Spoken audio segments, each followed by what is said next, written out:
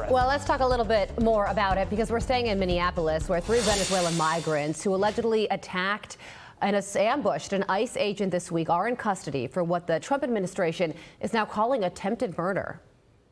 This ICE agent was executing a targeted operation against a Venezuelan illegal alien who was unlawfully present in the country. They used a shovel or a broom to smash his face in. And so, yes, that agent had to use self-defense and take up his weapon to protect his own life. That is what's happening on the streets of Minneapolis. That's what's happening on the streets, unfortunately, of these Democrat-run cities and states where you have elected officials who are encouraging such violence against our brave men and women in law enforcement.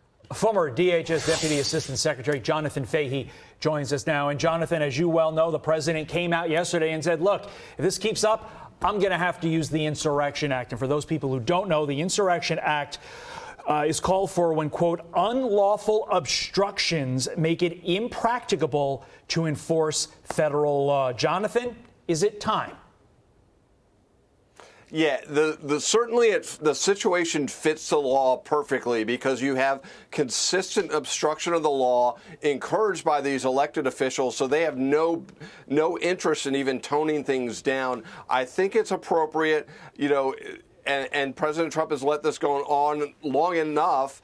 And, you know, you look back to 2020, their city burned down because Waltz and the mayor didn't take appropriate action. And I don't think it's President Trump's going to allow that to happen again. So I think it probably is going to happen. I think it's entirely appropriate and it's entirely legally justified.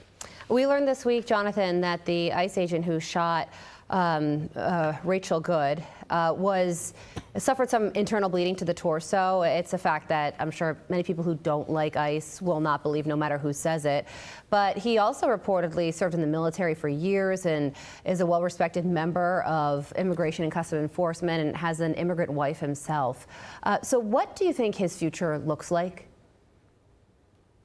I think it's very scary for him because if you look back to some of these other previous incidents, if you look back to the hands up, don't shoot, remember Darren Wilson had to go into hiding. I don't know whatever happened to him, but he got so many threats, even though it was found by a Democrat investigation that he was entirely justified. So I think this agent, you know, he's going to have a target on his back. His family will. It's very scary for him because no agent wants to ever have to use their firearm, but he did what he was required to do and what he was trained to do. And it's so shameful the way that, you know, people are talking about him as if he murdered this woman or did anything else. But yeah, he was in danger, he was injured, and he did what he was supposed to do. And, you know, just like the incident that you were just talking about at the beginning with the other agent that was being beaten by people he was trying to arrest. They have a very dangerous job. They deserve the support. But yeah, I do fear for his safety and his future. And I said Rachel Good, apologies. Her name's, of course, Renee Good. Understood. And Jonathan, you know somebody who's very, very concerned for the health and safety of these border agents is their boss, border czar Tom Homan. He gave this urgent warning. Listen. If the hateful rhetoric doesn't stop, there's going to be more bloodshed. It's not over. And what scares you the most is going to be another death, either of an agent or somebody that's steps over that line. I buried Border Patrol agents throughout my career. I buried special agents. The worst thing I've ever done in my career is handed a folded flag to a spouse or a child. I pray every night that I never have to do that again. And obviously, we're referring to border agents and ICE agents sort of interchangeably here, even though they are two distinct bodies. Tim Walz asked Donald Trump to tone down the rhetoric.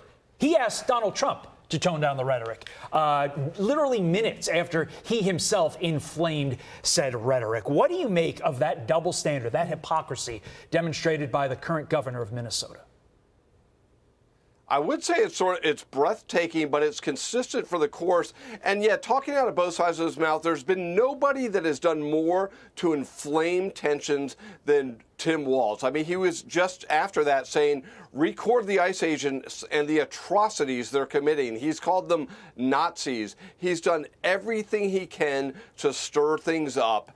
And it's so awful because, you know, a lot of us, you know, he's sort of people make fun of him a lot, but they are people that take him seriously. So when he is up there saying things, people take him seriously and then want to act out and try to harm ICE agents and harm law enforcement. And yeah, it's totally shameful. his job is to be an adult, and he can't live up to that job, because he should get up there and say these agents have the legitimate right to be here. They are enforcing the law, and if you want to protest, protest, but don't get in their way. But instead, he wants tension, he wants conflict, he wants violence, and it's so shameful. And he's going to be the primary reason if President Trump invokes the Insurrection Act, because Tim Walz won't simply do his job and keep his community safe. Both sides are accusing the other of escalating tensions and causing chaos. And both sides are right that tensions are certainly escalating with no signs of cooling down anytime soon. Former DHS Deputy Assistant Secretary Jonathan Fahey, we appreciate you joining us, as always. I'm Steve Doocy. I'm Brian Kilmeade. And I'm Ainsley Earhart. And click here to subscribe to the Fox News YouTube page to catch our hottest interviews and most compelling analysis.